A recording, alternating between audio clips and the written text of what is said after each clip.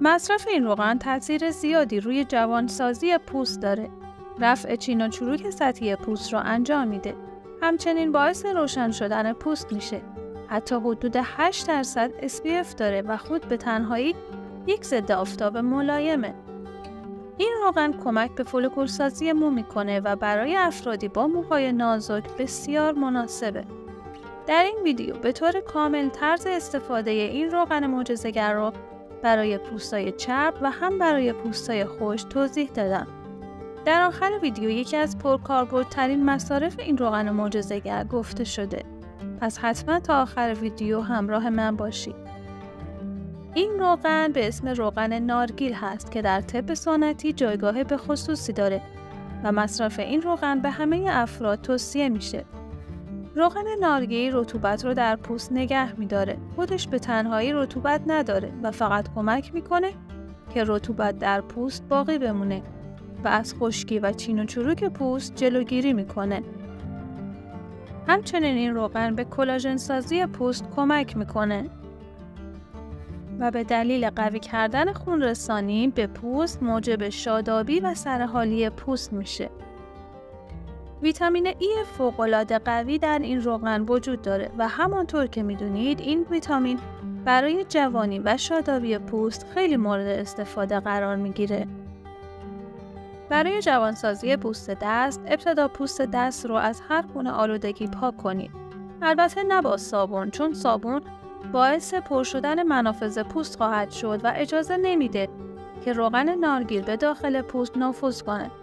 بهتر پوست دست و صورت رو با گلاب پاکسازی کنید و بعد برای جوانی پوست دست و صورت از روغن نارگیل استفاده کنید.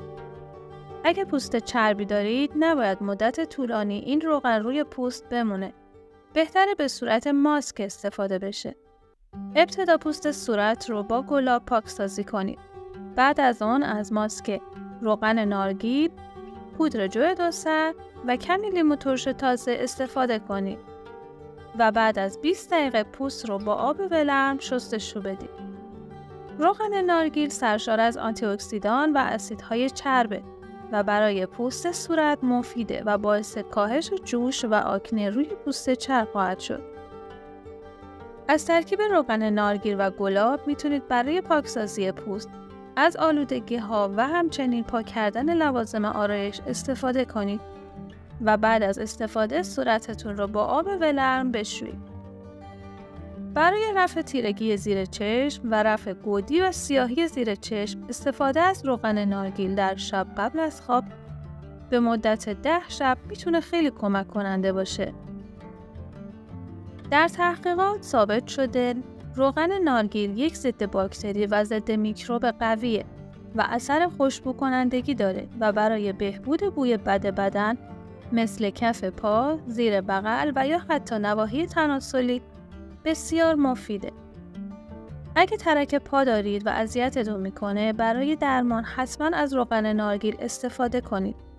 با پلاستیک پا رو بپوشونید تا روغن جذب پوست بشه و از نتیجه شگفت زده خواهید شد. از روغن نارگیل برای بهبود دردهای کمر، درد پا و زانو و به طور کلی دردهای روماتیسمی استفاده می شود. بهتره قبل از استفاده از روغن نارگیل قسمتی که درد داره رو با سشوار گرم کنید و بعد از روغن نارگیل و ماساژ مناسب استفاده کنید. از مهمترین کاربردهای روغن نارگیل برای سلامت و ابریشمی کردن موی سر می توان نمود. حتی برای شوره سر و موخوره و شکنندگی موی سر بسیار فوق‌العاده عمل میکنه. اگه موی چربی دارید، قبل از حمام از این روغن استفاده کنید و اگر موهای خشک و شکننده‌ای دارید، بعد از حمام به عنوان نرم کننده طبیعی مو از روغن نارگیل استفاده کنید. این روغن معجزه‌گر رو میتونید از عطاری‌ها تهیه کنید و خیلی ساده به روش خانگی خودتون میتونید این روغن را درست کنید.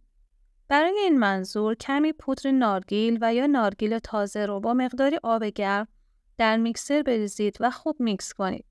ترکیب به دست آمده رو در یخچال بذارید تا روغن از آب جدا بشه.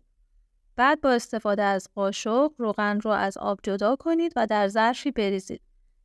ممنون که تا آخر ویدیو همراه من بود. لطفاً با لایک و کامنت به هم انرژی بدین و کانال رو سابسکرایب کنید تا ویدیوهای بعدی ما رو از دست ندید. شاد، سلامت و پر انرژی باشید.